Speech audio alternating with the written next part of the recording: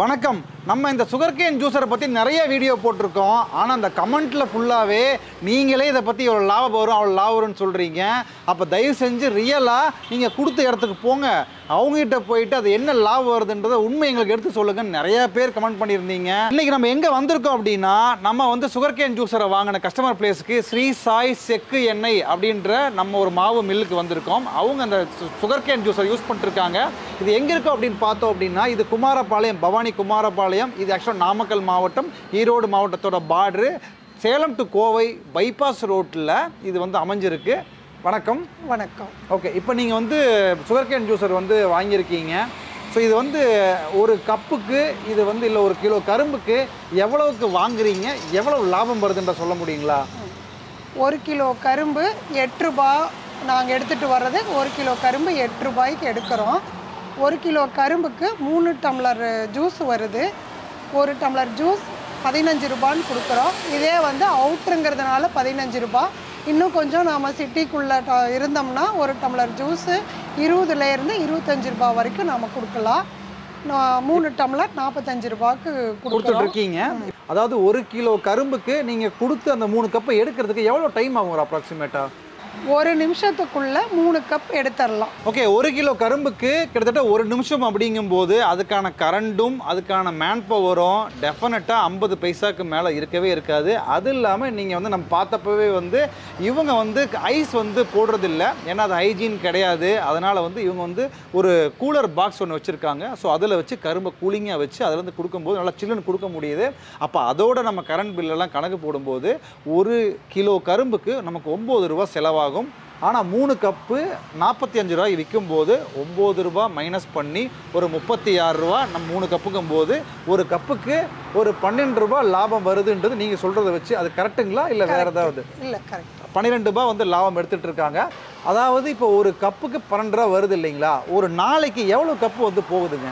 Summer time அப்படிங்கும்போது அந்த 3 மாதத்தில் டெய்லியும் 100 கப்புலேருந்து 200 கப்பு வரைக்கும் எவ்வளோ 150க்கு குறையாமல் போயிடும்.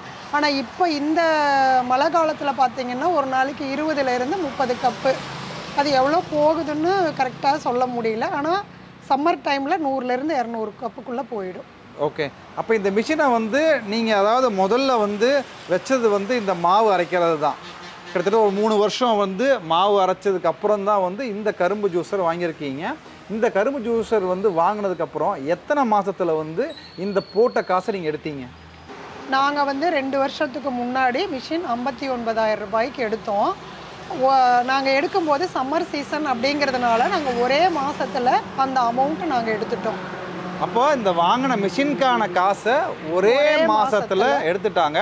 இந்த ஏரியா வந்து ரொம்ப வந்து ஒரு கமர்ஷியலான ஏரியா இல்லை, ஒரு அவுட்டரில் இருக்கிறதுனால இவங்க வந்து கரும்பு சாறுமே வந்து கரும்பு ஜூஸுமே வந்து வெறும் 15 ரூபாய்க்குன்றது நான் எங்கேயுமே 15 ரூபாய்க்கு நான் வந்து குடித்ததே கிடையாது.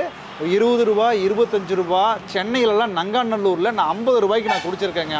அப்போ ரொம்ப கம்மியாக கொடுக்குறதுலே இவ்வளோ லாபம் வருது அப்படின்னா ஒரு கமர்ஷியலாக இந்த ஒரு குமாரபாளையம் சிட்டிக்குள்ளெல்லாம் சர்வசாதாரணமாக 25 ரூபாய்க்கு விற்கும்போது ஒரு 200 கப்பு நம்ம போகும்போது அப்போ நீங்கள் அந்த லாபத்தை வந்து நீங்கள் கணக்கு போடுங்க, அது எவ்வளோ வரும் அப்படின்றது. உங்கள்கிட்ட நிறையா மிஷின்ஸ் இருக்குங்க, நீங்கள் இந்த ஒரு மிஷின் மட்டும் வச்சிடல. அப்போ இந்த இருக்கிற எல்லா மிஷின்லேயுமே எது வந்து நல்ல லாபத்தை உங்களுக்கு வேலைப்பளவும் கம்மியாக இருக்குது? நாங்கள் எண்ணெய் ஆட்டுற செக்கு வந்து 2 போட்டிருக்கோம். அது மட்டும் இல்லாமல் மஞ்சள் அரைக்கிறது, கோதுமை அரைக்கிற பல்வரைசர், மிளகாத்தூள் அரைக்கிற மிஷின், மாவாட்டுறது, எல்லா மிஷினையும் விட எனக்கு வேலையும் ஈஸியாக இருக்கிறதும் இதுதான், அதிக லாபம் தர்றதும் இந்த மிஷின் தான். இப்போ இதோட மெயின்டெனன்ஸு யூஸ் பண்ணுறதுக்கெல்லாம் எவ்வளோ இது கம்ஃபர்டபுளாக இருக்குன்னு கொஞ்சம் சொல்கிறீங்களா? மற்ற பக்கம் 2 டைம் 3 டைம் விடுவாங்க, இதில் 1 டைம் விடுறதுலையே சாறு ஃபுல்லாக கிடச்சிருது. அதனால் எனக்கு மெயின்டெனன்ஸ் ரொம்ப ஈஸியாக இருக்குது.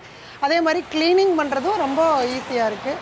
ஒரு 5 நிமிஷத்துக்குள்ளே க்ளீனிங் முடிச்சிருவேன். ஓகே, இப்போ நாங்கள் வர்ற வழியிலேயே எதிர்த்தபடி பக்கத்துலேயே பார்த்தோம் அப்படின்னா அந்த ரோட்டு மேலே வந்து ஒருத்தர் வந்து கரும்பு ஜூஸ் போட்டு வந்து சேல் பண்ணிகிட்டு இருக்காரு. ஆனால் ரொம்ப பக்கத்தில் ஏற்கனவே சொன்னீங்க இது கொஞ்சம் அவுட்டர் ஏரியான்னு சொல்லிட்டு.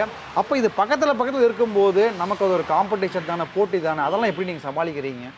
அது வந்து ஃபுல்லு எம்எஸ்ஸாக இருக்கிறதுனால அதில் துரு பிடிக்கிறதுக்கு உண்டான வாய்ப்பு ரொம்ப ஜாஸ்தி. அந்த துரு பிடிச்சிருக்கிறது நம்ம சாரில் வர வாய்ப்பு இருக்குது. ஆனால் இது வந்து எஸ்எஸ்ஆ இருக்கிறதுனால அந்த பிரச்சனை இல்லை. வர்ற கஸ்டமர் அதை விரும்புறதில்லை, இதுதான் விரும்புகிறாங்க. இன்னொன்று அதில் ஐஸ் கட்டி போட்டு கொடுக்குறாங்க. இதில் நம்ம ஃப்ரிட்ஜில் கரும்பு வச்சு டைரெக்டாக பால் மட்டும் கொடுக்கறதுனால ரொம்ப டேஸ்ட்டாகவும் இருக்கும். வர்ற கஸ்டமர் இதை தான் விரும்புகிறாங்க, அவங்க யாரும் அதை விரும்புறதில்ல.